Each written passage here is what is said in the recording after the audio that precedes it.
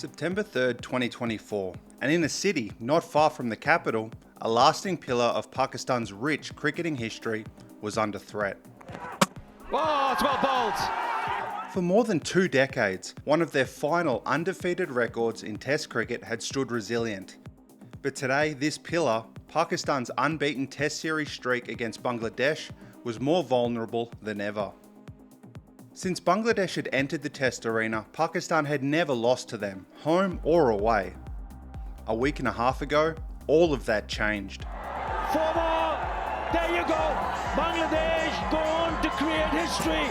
This series had seen many occasions where Pakistan had landed a telling blow on their opponents. However, this Bangladesh team was different. Hardened by their years of defeats, bolstered by nation-changing events at home. What we're looking at now is the final session of Day 5 in the second and final Test match of that series. Pakistan had set Bangladesh 185 runs to win. Bangladesh made early inroads, but Pakistan wasn't going away. As the day wears on and the sun starts to go down, Pakistan's shield wall is fighting to hold fast. It's high in the air, there's a chance from it off. That will be a soft dismissal. You might call it unnecessary. But inch by inch, it is being pushed back to the very edge of the pillar itself. Mushfiqur Rahim and Shakib-ul Hasan, two of Bangladesh's most seasoned veterans, with this chance within their grasp, a new history would be made today. Bangladesh's first ever Test series victory against Pakistan, won in Pakistan. Our year on the front lines of Test cricket's future continues here in part 2. We walk with Pakistan in the days and weeks after this loss, as for them, the wrong type of cricket history was made. As Pakistan looked to pick up the pieces of a pillar that once stood strong, they did so with the knowledge that in just over a month, that shield wall would have to be formed again. England were on their way. The questions that we have to ask is, would it have the resolve to repel another opposition? And more importantly, with another historic pillar now turned to rubble, what were they fighting for? Pakistan had just lost back-to-back tests at home, but if you can believe it, the reality was actually worse than even that. 1,304, that's the number of days that had passed since Pakistan had won a test at home, right up until that Day 5 we just watched. Their last home win was in early February 2021 against South Africa. Knocks him over. Since then, there had been 10 home tests without a single victory, spanning over 3.5 years. We haven't seen a streak like that at home since the 90s. What has happened to the Test team that used to be world number 1? Well, actually, a lot. That era of Yunus Khan, Misbah-ul-Haq had basically been over for a while now, as was their long-term residency in the UAE. In 2019, Pakistan had finally moved their international matches back home. That most recent home win against South Africa was only their 3rd home series back, and before that, they had won against Sri Lanka and Bangladesh there. The logical place to analyse this from is to look at the players and their performances, and with a fine-tooth comb go through where they went wrong and what could be improved. But if you're watching this, it's likely you've heard that being done already. The TV panels of ex-cricket stars, those writing for the media, along with pundits, or people just simply talking to their phones on social media, where things like the worrying performances of the batting lineup had been distilled further into a focus on a handful of key players, most notably Babar Azam. Same too can be said about the bowling, where they seemingly have been outperformed in their home conditions by their foreign opponents. When the harsh spotlight of the wider cricket media landscape is on an issue, it tends to illuminate parts of it brightly, while others seem to be obscured in shadow. For us fans, it means that not only do we receive a somewhat distorted picture of a situation, but it also inhibits our ability to have a complete understanding of it, in order to make a proper assessment of our own. There's 2 very important areas that we need to somewhat separate here. One is what we've just alluded to, the on-field aspects of it, at least for now. The other, which is just as important, is what's going on at the administrative level. If success on the field is facilitated by decisions and actions made off of it, then that is also the case when there's setbacks. The winless streak of roughly 3.5 years takes place during a period of particularly rough waters behind the scenes in Pakistan cricket, a thread of Pakistan's cricket history which starts a few years earlier in 2019. In August of that year, a profound change to Pakistan's cricket landscape was being implemented. Although Pakistan's first-class system is much like other full-member nations, it has a slight quirk to how it's made up.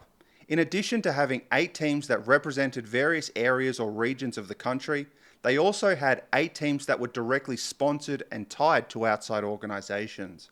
By organisations, I mean companies like the National Bank of Pakistan or the Pakistan Television Corporation, for example. Players contracted to these departmental teams would not only get match fees for playing in these sides, but also additional financial support as members of that organisation.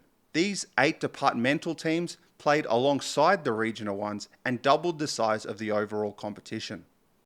More than just cricket, it was providing jobs for not only the players involved, but the entire domestic cricket ecosystem that underpinned it. But there were some that were of the view that, although the bigger competition was giving a livelihood to a greater number of people and giving more opportunities to up-and-coming players, it was also diluting the quality of the cricket overall, and by extension, the quality that was reaching the national team. They thought that this quality needed to be nurtured further, even if it was at the expense of the quantity of cricket being played. An amendment to the Pakistan Cricket Board's constitution was being formulated towards this end. Instead of 16 teams, there would be now 6, representing various regions in the country, and no more departmental teams. The Quaid-e-Azam Trophy, Pakistan's first-class competition, would be shrunk by more than half. With the stroke of a pen, the Pakistan Cricket Board's constitution would be amended for the 4th time in 12 years. Cricket boards are supposed to be created as separate entities, independent from third-party or government influence. After all, we've seen cases elsewhere where cricket boards have been suspended due to such influence. While the chairmanship of the Pakistani Cricket Board, arguably the most influential role in the PCB, is voted on by a board of governors, there is one person who has the ability to nominate 2 individuals to join the board. And while some may say that this is a coincidence, it is often the case that one of those 2 individuals will then go on to become chairman. The person with that power is the Prime Minister of Pakistan, also referred to as the chief patron of the PCB. And in 2019, when these amendments were carried out, Pakistan's PM was Imran Khan, arguably Pakistan's greatest ever cricketer. So, while there is a framework for separation between the state and the cricket board, there is also a direct link between the Prime Minister of Pakistan and Pakistan cricket's figurehead decision maker, the chairman of the PCB. The 4th amendment to the PCB's constitution in 12 years would not have happened without the political cachet and approval of the PM. Maybe you're asking, why is all of this important? Well, the structural changes that this amendment facilitated wasn't expected to bear fruit immediately. But we can fast forward to late 2022, over 3 years since those changes were made. It's a year where, even with all of these changes designed to benefit the cricket system, Pakistan had failed to win a single home test. And it's also a year where the link between the PCB and its chief patron was about to be illuminated further. In March 2022, political parties led by opposition leader Shahbaz Sharif, opposing the sitting Imran Khan government, sought to submit a vote of no confidence towards the Prime Minister, seeking to oust him from office. The reasons behind this vote were said to originate from a rising economic crisis in Pakistan and issues with poor government decisions that Khan's government had made domestically. Pakistanis faced a rising cost of living and rising food prices, while the Pakistani rupee was losing value against the US dollar. But there was also an undercurrent that Imran Khan had lost the support of the powerful Pakistani military establishment, as well as another that pointed towards political interference from foreign countries. Now, a deeper analysis into what extent each of these factors, and potentially others, had towards these events is something out of the scope of this cricket video. But nevertheless, it's important to point out that Imran Khan was and remains a very popular political figure amongst the Pakistani public and its wider global diaspora. In response to this vote, he would hold public demonstrations refusing to step down. using the size of his demonstrations as proof of his government's popularity. As a means to stop this no confidence vote from going ahead, Prime Minister Khan would preemptively direct the President of Pakistan and the Parliament's Deputy Speaker to dissolve Parliament, which they did on the 3rd of April. Although the opposition would claim that they had held their own session of Parliament and successfully passed the no confidence vote, it was invalid. Khan's actions had created a constitutional crisis, which now was put before the Pakistan Supreme Court. Within 7 days, the Supreme Court would rule that the dissolution of Parliament was unconstitutional, ordering the reconvening of Parliament to occur. On the 10th of April, the no confidence vote against Khan was finally put forth before Parliament, and was passed with a majority of 174 votes. Imran Khan was no longer Pakistan's Prime Minister. This, the first and only time that a Pakistani Prime Minister has been ousted via a no confidence vote. The leader of the opposition, Shehbaz Sharif, would be elected Prime Minister of Pakistan the day after. In its history of over 75 years to date, no Pakistani Prime Minister has ever completed their full 5-year term of office. Over the coming months, the effects of this ousting would make their way to the Pakistan Cricket Board. By this point, the PCB chairman who oversaw that 4th constitutional amendment and those changes to the first class system, Ehsan Mani, had already finished his tenure. As we come up towards mid-2022, he had been replaced by Ramiz Raja, former international cricketer and prominent cricket media personality. Ramiz is known as a charismatic and vocal commentator of Pakistani cricket, but it would only be a matter of time before the new government would seek to imprint itself on Pakistan's cricket establishment.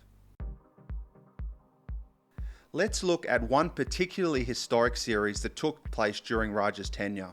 It occurred in late 2022, and it was against the exact same team they'll face later on, England. Punched beautifully. Now, England's test record in Pakistan, well, to start, it's not been a place historically that they've had much winning success. They won their first away test there in 1961, but for the entire century, that was it. Nearly 40 years. Draws make up most of the test results between these two teams, with only 2 Pakistani home victories in the 1980s. Arguably, during the 20th century, the most memorable moment of any England tour to Pakistan was the on-field spat between England's Graham Gooch and Pakistani umpire Shakur Rana. It took a gargantuan effort for them to win a series in 2000, culminating with the famous win in the dark. For more info on these parts of this rivalry, check this video out here. This goes to say that Pakistan has historically been a very difficult place for visiting teams like England to get a result. When England toured in mid-2022, it would be this status quo that Pakistan would struggle to maintain. Pulled away and it gets to the fence. Bit of a misfield, but Duckett will not mind. On the very first day, England scored 506 runs, the most runs scored in the first day of a test match ever, towards a first innings total of 657 runs. England's aggressive brand of cricket dominated proceedings. There wasn't really an aspect of the series where they were truly on top. It's one thing to consider injuries to key bowlers like Shaheen Shah Afridi and later on Naseem Shah and Haris Ralph, but what replaced them showed a worrying lack of penetration and venom, highlighting a concerning lack of venomous depth in Pakistan's test bowling stocks. However, seeing the cricket pitches that were on offer for this series, it's obvious that it's not just on these players alone. Of course, pitches at home should be competitive, but they also usually lean in the favour of the home team. But that wasn't the case here. The pitch in Rawalpindi for the first test allowed 1,768 runs to be scored over 5 days, the highest aggregate score for a test match in history, an average of 442 runs per innings. Match referee Andy Pycroft gave Rawalpindi its second below average pitch rating in a year, saying that it provided almost no assistance to any type of bowler. From Rawalpindi, we start at one end of the pitch spectrum and go strongly to the other side with the second and third tests. Spinner Abra Ahmed did shine on his debut, taking 11 wickets for the match, albeit in a losing effort, as did Englishman Rehan Ahmed, becoming the youngest debutant to take a fifer on debut. But what about Pakistan's batting? This was pretty close to a full-strength Pakistan batting lineup, and in many respects, comparatively speaking, Pakistan's best wasn't too far off England's. Taking Harry Brook aside for a second, who was far and away the highest run scorer of the series, Babar Azam and Saud Shakil were only 10 odd runs behind Ben Duckett as the second highest run scorer for the series. The most serious issue was batting collapses. Time and time again, one wicket brought another, and more. Pakistan lost 5 for 9 on the last day in Rawalpindi, 8 for 60 and 5 for 38 in Multan, and 7 for 52 in Karachi. Once England found an opening, they exploited it to damaging effect. All of this resulting in England leaving Pakistan as 3-0 series victors, the first English whitewash away to Pakistan in history. A fitting way to end this stunning triumph for England, with Duckett and questions for Pakistan to answer after a 4th consecutive defeat in Test match cricket at home. It was just the type of loss that could stimulate more administrative changes to be made. Before the end of 2022, Pakistan Prime Minister Shehbaz Sharif introduced a directive to remove not only Ramiz Raja as PCB chairman, but the entire PCB Board of Governors. Instead, for the next 120 days, a management committee would be in place to manage the affairs of the PCB, as a transition towards another election for a new Board of Governors. This directive also ordered the committee to remove the changes made by that earlier 4th Amendment, reinstating the earlier PCB constitution, and bring back the previous system of domestic first-class cricket, the one with departmental cricket teams. Najam Sethi was put as the head of this committee.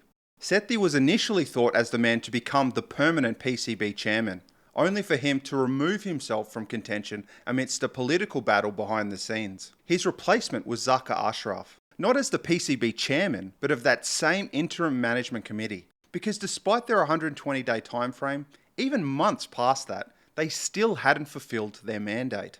On the eve of when those elections were finally scheduled to begin, several lawsuits had been brought to stop it from happening. These claimed that the election process wasn't properly set up, and that certain regions of Pakistan were left out of contention for spots on the board.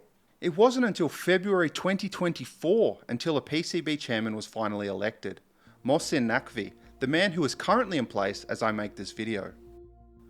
The picture that I'm trying to paint for you here is one where certain aspects of national politics have interacted with not only the administration of Pakistani cricket, but also indirectly with the Test team itself. We're talking about historic changes to who was Pakistan's Prime Minister and Chief Patron of the PCB. 5 separate people running the PCB at different stages. An overhaul to their first-class system, which was then ordered to be reversed. 5 separate Test coaches appointed in roughly 4 years. And a director of cricket that resigned. 2 separate captains, 26 odd different selectors, and all manner of selection committee structures to try and pick the team. It has affected not only how cricket is played in Pakistan, but also how the players themselves are developed. And what kind of impact does all of this noise and instability have on a team trying to win? One that, if we needed to be reminded, couldn't win at home against Australia, England, New Zealand, and Bangladesh in nearly 3.5 years. As Bangladesh brought down that pillar at the start of the video, we can now see that the ground that it stood on was already compromised to begin with. Where does a team in this position go from here? If you were in their shoes, where would you go? In a seemingly isolated space, Pakistan's team had to turn inwards to find something, anything to give the fans something to hold on to, and themselves. It was inside this paradigm that Pakistan sought to put forth some kind of response for the first test against England. The reality was, though, of all the harsh encounters that they had experienced during this winless run, the harshest might still be waiting in Multan. As the 3 Lions walked onto the field, we see a team that is evolving since the last time they played here in 2022. The big headline was that Ben Stokes would be out for at least the first test, Ollie Pope stand-in captain. But their bowling attack, which at one point almost had the names Jimmy Anderson and Stuart Broad printed on the page as a template, saw fresh faces like Gus Atkinson and Bryden Cass, helping stalwart Chris Wokes. Jack Leach had support in the spin department by the young Shoaib Bashir and Joe Root. It was basically the same batting lineup that won here in 2022. Jamie Smith further seeking to cement himself as England's #1 keeper, the biggest change. For Pakistan, The biggest thing was that they had Shaheen, Naseem and Amr Jamal all on the pitch at the same time. Abra Ahmed led the spin department with all-rounder Salman Ali Agha. The batting lineup unchanged since the last test versus Bangladesh. Do you remember when England were here last in 2022 and that first test pitch in Rawalpindi allowed for the highest aggregate score in test history? Well, here in Multan, this pitch had similar characteristics on day one. Hard, flat, minimal grass. It was going to be a rough slog for the bowlers for at least the first day. Luck fell Pakistan's way at the toss, electing to bat first. Saeem Ayub gave an encouraging punch to the offside for 4 near the start of proceedings, only for heads to lower a couple of overs later. Appeal down the leg side and he's gone. It was on captain Shan Masood to now lead the line. Pakistan took a tentative approach to feel out the conditions. The first 15 overs confirming that although the outfield was a little sluggish, the pitch was made for run making. Shan Masood takes the opportunity. A stroke of authority brings his strike rate over 100 early on. They might be getting away somewhat, but they must stay alert. Oh no, that was a desperate run. That's more like it. If there was little help for the pacers, there was even less for the spinners here on day one. Shan Masood and Abdullah Shafiq both reach 50 before lunch and get their 100 partnership. England's latest bowling recruits were finding the going tough. The second session was Pakistan's, taking their run scoring up a gear. Boundaries were found with increasing regularity. Shan Masood scoring his first century as Pakistan's captain. There was no slowing down with the shot making. While it took Abdullah a little longer, shortly after tea he smashed a 6 for his ton. Nicely played, that is beautifully played. He reached his 50 with a 6, he reaches 100 with a 6. Shan would reach 150 a few overs later, and Pakistan is absolutely flying at 1 for 240. How far could these two go? Evidently, not much further. In that same over, Abdullah Shafiq provides an easy catch to Ollie Pope at forward point. 3 overs later, Shan gives a simple chance. 3 for 263. Babar Azam and Saud Shakil were new to the crease and took their time as stumps drew nearer. They were making early inroads, but one of them wouldn't stick around. How straight is that? Here's it straighten up. After dominating much of the day's play, Pakistan's top 4 were dismissed. England back in it, 4 for 328 at stumps.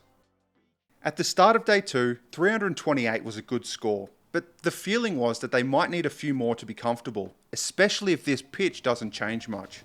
Night watchman Naseem Shah cops one early, but gives England one right back.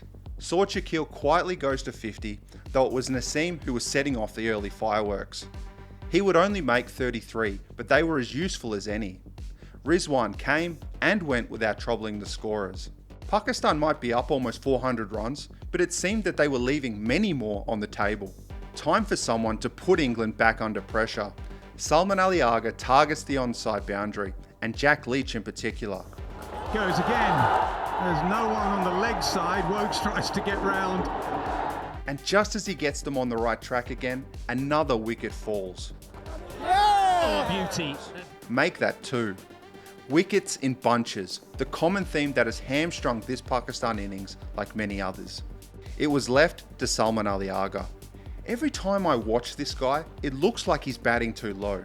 He shows his poise, batting more conservatively with the tail, until he makes 50, taking on England once again. Salman is the reason that they get not only to 500, but 550 towards his 3rd test century. Pakistan would be bowled out for 556, Salman unbeaten on 104. Taking everything to one side for a sec, 556 is a great score. It was the 2nd highest score that they had made during this winless streak at home. But when we bring all of those things back, and as ludicrous as this might sound, it might not be enough. Pakistan's number 1 score in this winless period was 579 in that Rawalpindi test against England, and we know how that ended. If England played like they did back then, well, let's hope they don't. England showed that that is exactly what they intended to do. Opens the face, and as you often get with Zach Crawley, off the mark. Ben Duckett had injured his left thumb taking the final wicket at slip, so Ollie Pope was opening. Early on, something special was needed from Pakistan. Paul, now has he pulled off a stunner? He has pulled off an absolutely brilliant catch. Opening wickets haven't slowed Bazball England in the past, and it didn't here. With growing belligerence, Zach Crawley cuts, drives and pulls Pakistan to the boundary. Pakistan tried to persuade the pitch to talk, cycling through their bowlers. None of them got a positive response. Zach Crawley gets to a runner ball 64 before stumps. England score nearly 100 runs in 20 overs. Whew, ominous signs for Pakistan. The opening ball of day 3 keeps low. Maybe something was changing. Or maybe not. Zach Crawley starts in Zach Crawley fashion. Against the run of play, Zach Crawley would hit to a fielder on 78, a vital wicket. Ben Duckett took the field after his earlier injury, and the onslaught resumed.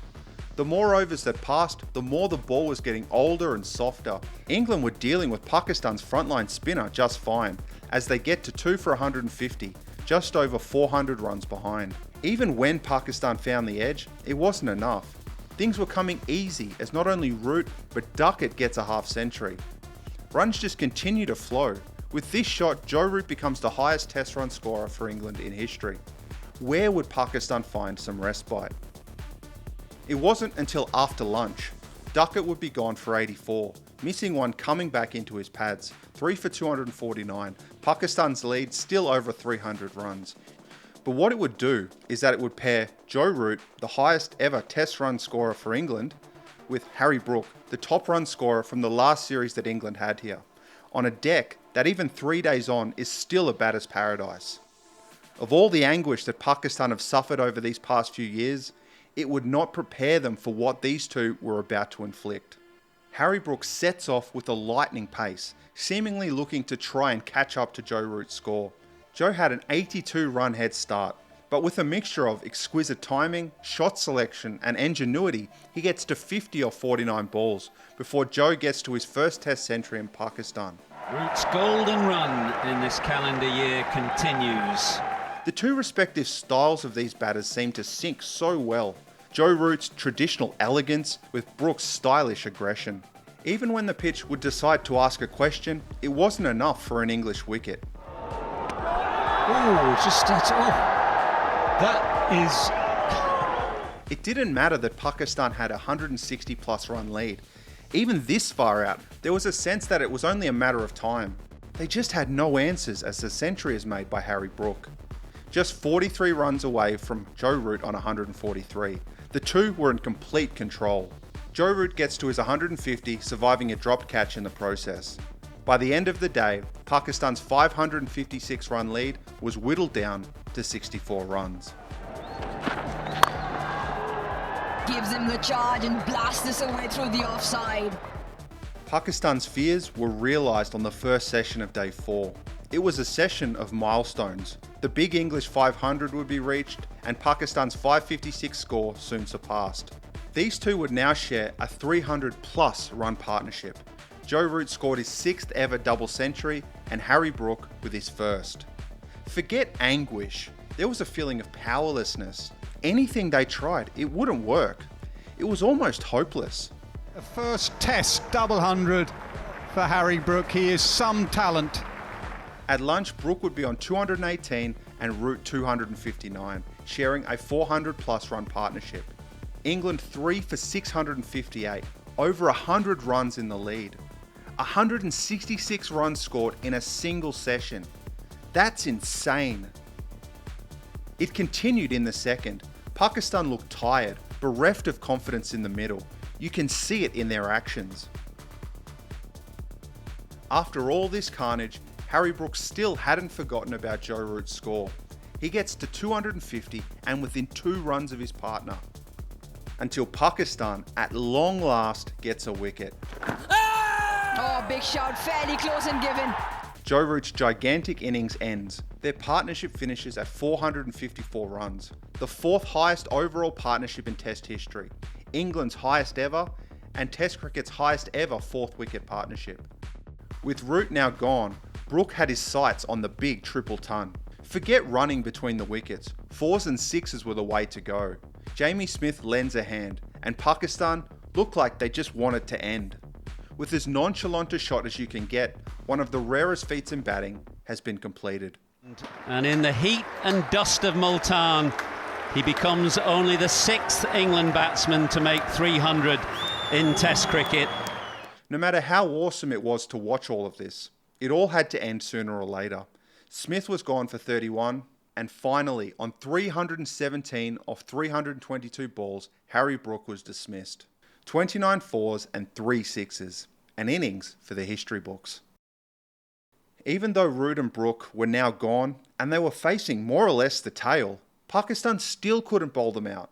Maybe now they didn't want to. It looked like they could be trying to shorten the amount of time left in the game to help their chances of a draw. But England, the game was theirs for the taking. On 7 for 823, they declared, with a lead of 267 runs. The task before Pakistan would require them to survive 4 and a bit sessions, on a pitch that could still be mistaken for a day one surface, to earn a draw.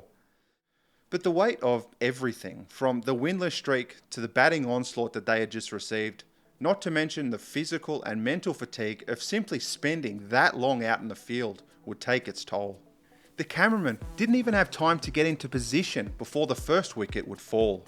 Bowled on the very first ball of the innings. 29 runs later, the captain was next, followed by Babar Azam, in a way that was all too regular. The best catch would be next. Just like in 2022 and against Bangladesh earlier this year, another Pakistan batting collapse. As Buzzard Khan says in commentary, the demons have returned. Before stumps, Pakistan would be 6 down. And if it wasn't for Salman Ali Agha and Amar Jamal providing a stoic rearguard into the final day, partnering for over 100 runs, the damage would have been even worse. The scale of the mountain that England had created was just too much. Pakistan were dismissed all out for 220, losing by an innings and 47 runs. Pakistan lose this, and it's a world record in a way. This is the first time in Test history that a team has scored at least 550 in the first innings and still succumbed to an innings defeat. Just when Pakistan thought things couldn't get any worse, the 11th consecutive home test without a win shows that it can. Where do they turn now? England were 4-0 up against Pakistan in the last 4 tests that they had played. 1-0 up in the series. Pakistan's approach of producing what amounted to a concrete road for a cricket pitch might have had its merits on paper, to nullify the opposition's bowlers while also trying to outscore the opposition. But with this England team though, it had had disastrous results. The second test was again in Multan, and just the thought of playing on another road like that and expecting a different result, I mean, come on, talk about the definition of insanity. What Pakistan needed to do is upset the status quo and take England out of their comfort zone. The biggest test loss in Pakistan's recent history is what it took for them to change course. It started with that road of a pitch that they had just played on. After 5 days of test cricket, it was still good enough to play on. Instead of going to a fresh pitch, Pakistan decided that the second test would be played on that same surface. And not only that, they wanted it to dry out and dust up, even if it took some interesting methods to do so.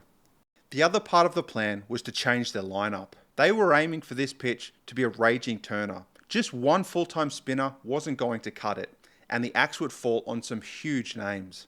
Shaheen Shah Afridi and Naseem Shah were both omitted, and Abra Ahmed wasn't included either. Amar Jamal was the only pacer left. In their place, Pakistan turned to 2 seasoned veterans.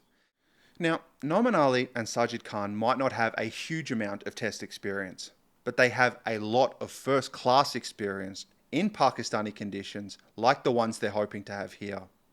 This wasn't a pace-first new ball wicket type attack anymore. It was a low-scoring, tighten the vice grip and let the ball do the rest type attack instead. And if these changes weren't big enough, for the moment, the axe would finally fall on Babar Azam's test spot. After a prolonged period of poor form, he was replaced with an experienced first-class player in Kamran Ghulam on debut. Make no doubt about it, this was a huge gamble. But after what we've just seen, what else have they got to lose? The second test with Pakistan batting first is where we would see if it would pay off. England doubled down on their approach from the first test.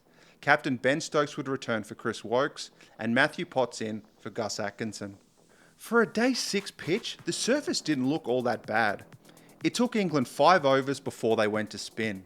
Pakistan wanted turn? Well, they got it. Oh, gone.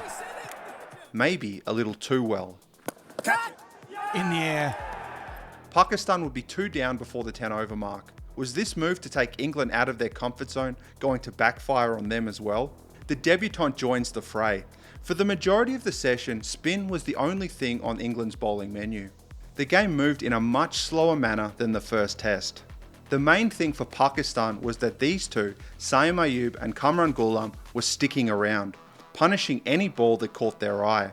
An ever so small sense of assurance was building for Pakistan, both batters reaching 50.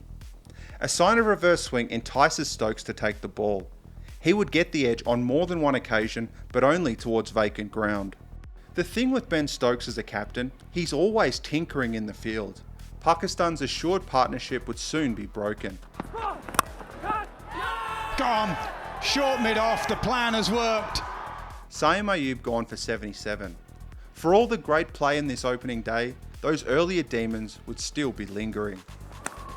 Oh, that's edged and very nicely taken. Quick change of direction. Our set debutant had to push the agenda.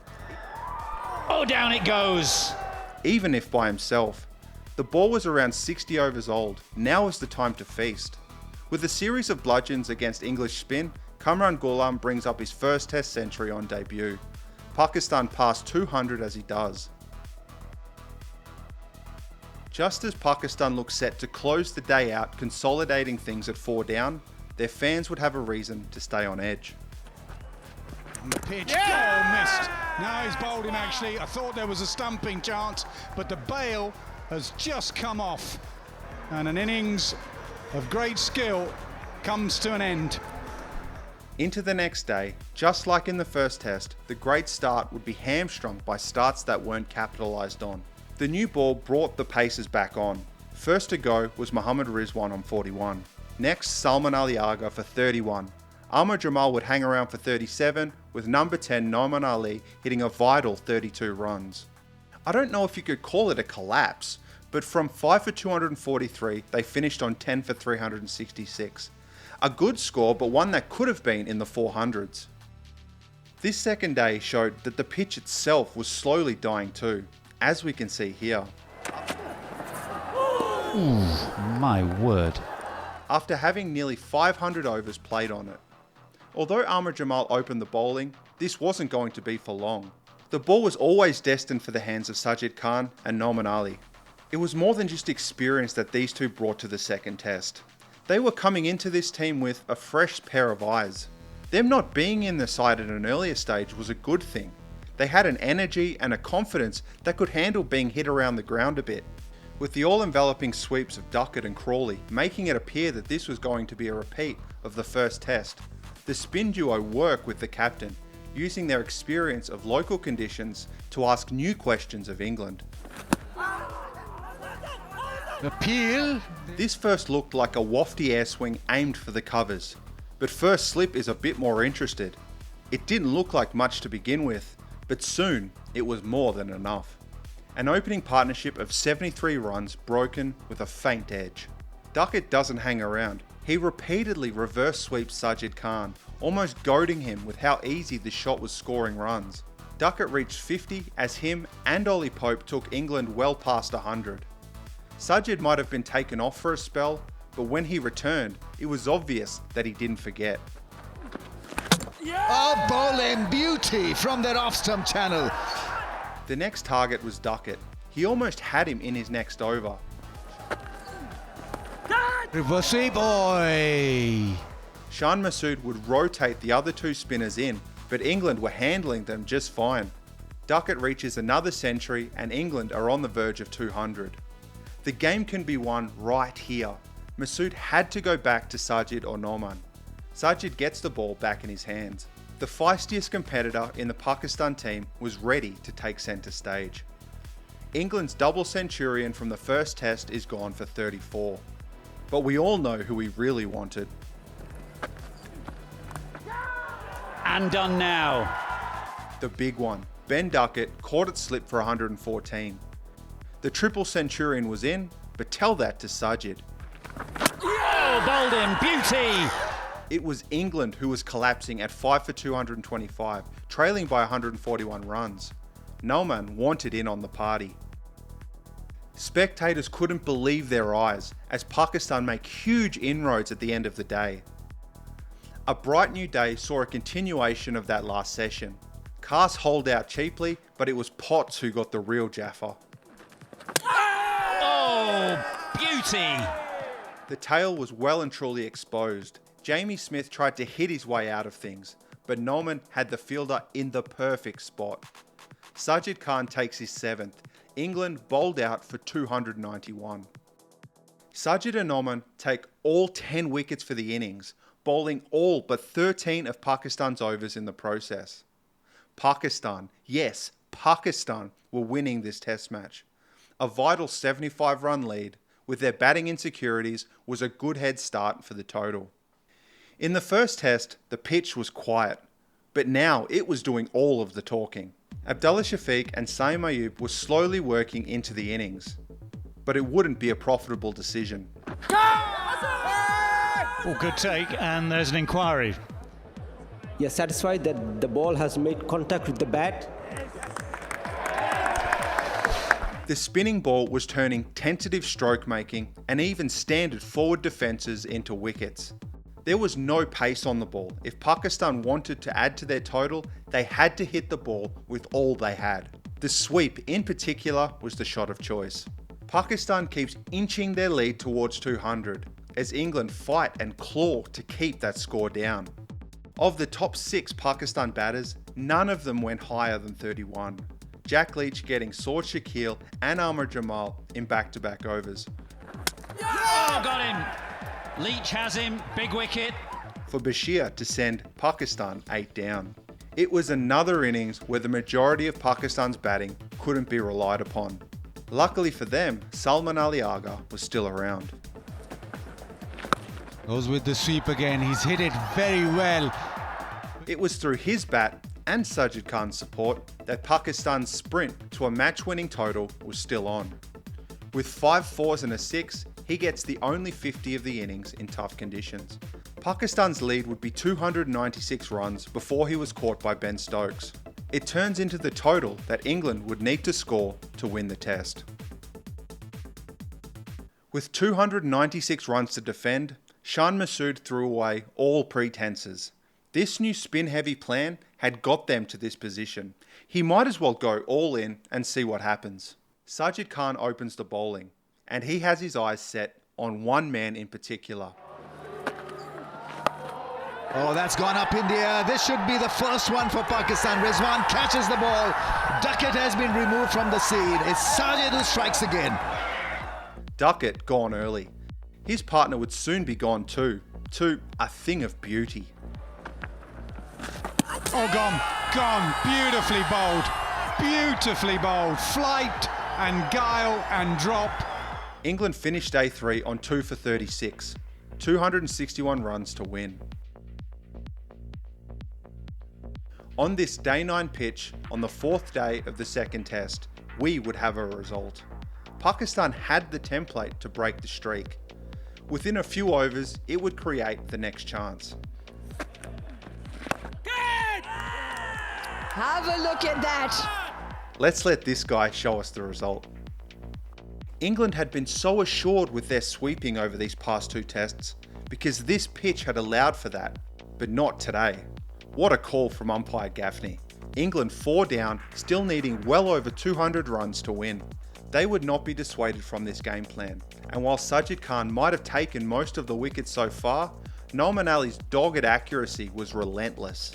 After a record-breaking first test outing, Pakistan keep Joe Root and Harry Brook quiet in the second. 3 wickets would become 4 for Ali. Pakistan surely now had a reason to believe. There was one real roadblock left in their way, and it was a huge one.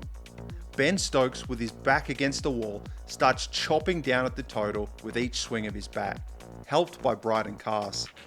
Goes again, goes big. It's a flat one this time, clears the fence. Attacking Stokes and Carse head-on wasn't working for Noman Ali. How about trying a little bait instead? Gone. Stokes swings so hard that he loses grip of his bat, hitting nothing but air.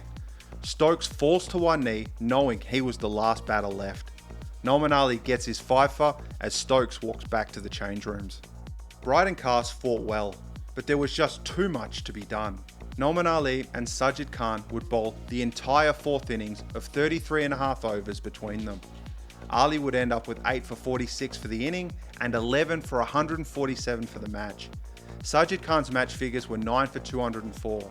They had taken all 20 wickets by themselves. After 3 years, 8 months and 11 days, Pakistan finally win a match at home. Pakistan record their victory after going winless at home for 11 games, and it's been done in some dramatic fashion. Spin all the way, all 20 wickets. It was 1-1 going into the final test. Could Pakistan's shield wall push England back one last time? After their new game plan had paid off in Multan, Pakistan went into the third test with the exact same lineup. Now, the venue for the next test was Rawalpindi. Rawalpindi was a road back in 2022, and without extra preparations, it would be a road again. But while the second test was going on, the curators in Pindi were already working, and this time, to bake in a spin-friendly surface, they used not only fans, but outdoor heaters and makeshift windbreaks as well. Soon enough, we would see if it would work. England made 2 changes, but it would bring their bowling in line with Pakistan's. Rehan Ahmed would give an additional spin option along with Leach, Bashir and Root, while Gus Atkinson came back in. Brydon Carse and Matthew Potts were omitted. England elected to bat first, this first ball giving us an indicator of how this pitch would behave. And spin straight away, that one kept low as well.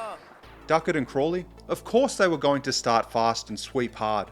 Sajid and Noman were trying different things. They're both slow bowlers to begin with, but here they were bowling the odd one really slow, as in mid 70k an hour slow. It added a new dimension to their changes of pace. Although it was none for 50 after 12, Noman knew just the bait to dangle in front of them. Crawley drives straight into the hands of backward point. Sajid pounces on the new opening. Pope's troubles continue, and soon enough, England would have the start of a collapse on their hands. Oh, now, that's incredibly close, surely. Yeah, Root is virtually walking. As all of this is going on, Sajid's nemesis from the last test is watching from the other end, hitting him over his head in the field before reaching 50 off of his bowling as well.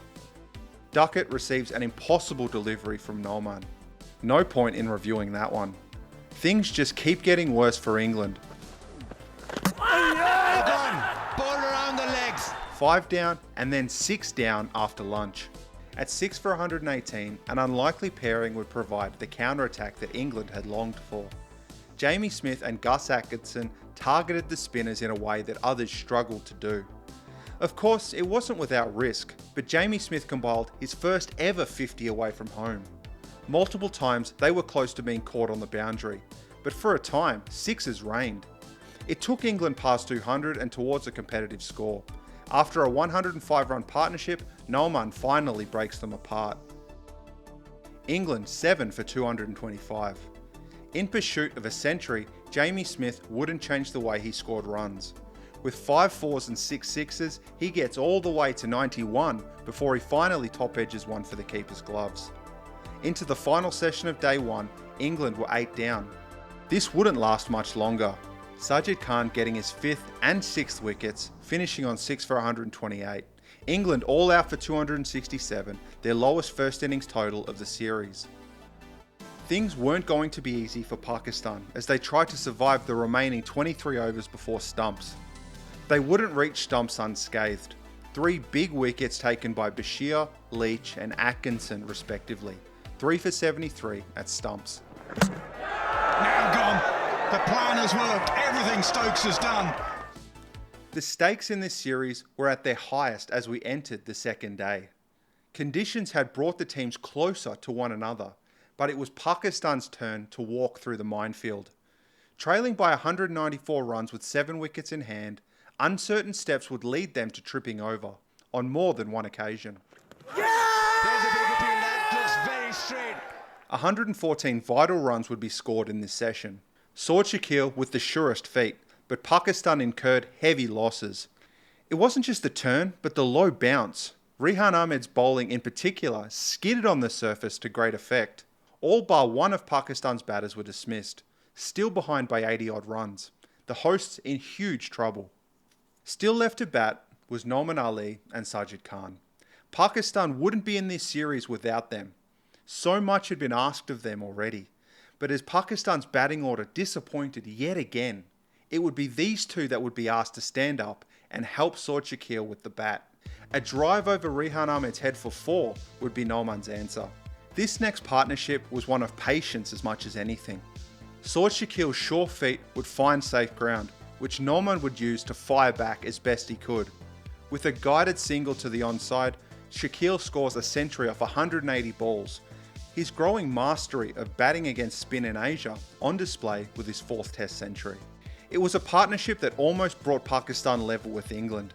Somehow, they could see the other side, although Noman Ali wouldn't make it, dismissed for a crucial 45 runs.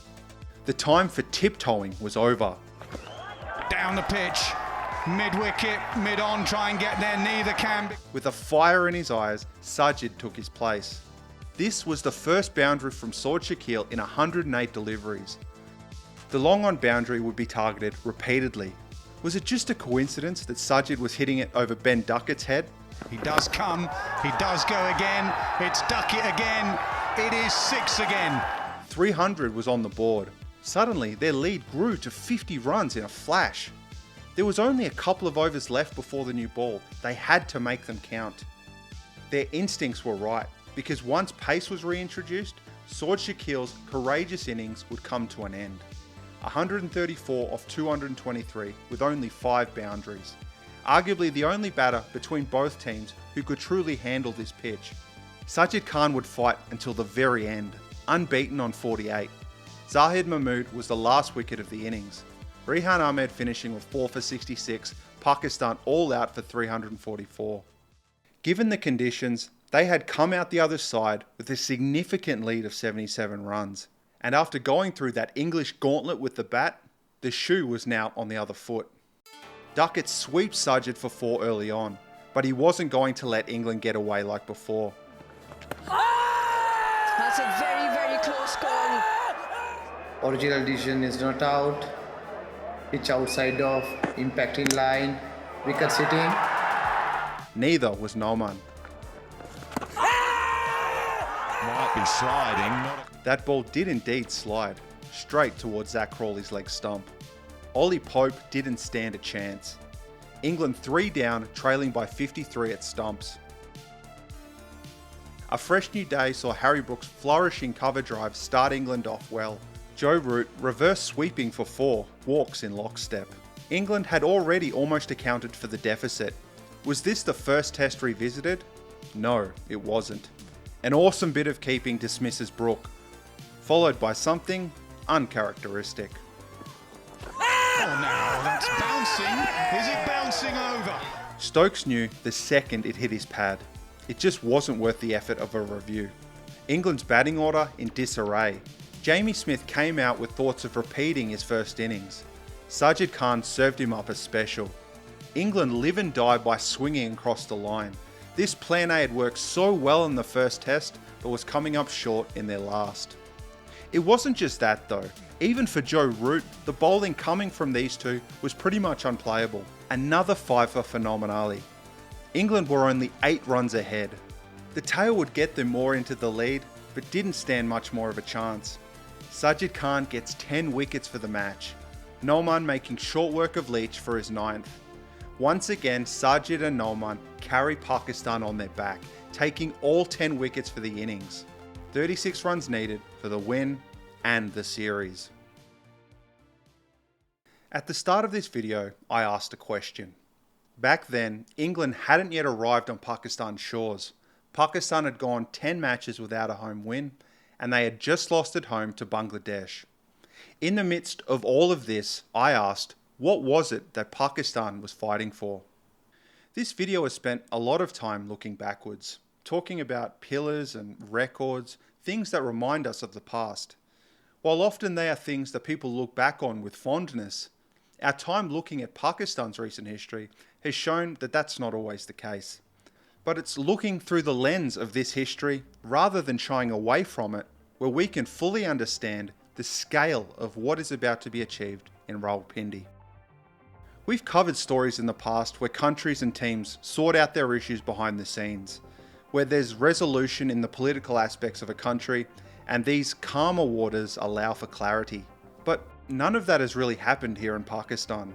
What's happened on the field is almost despite what's going on domestically, but it makes this turnaround all the more profound.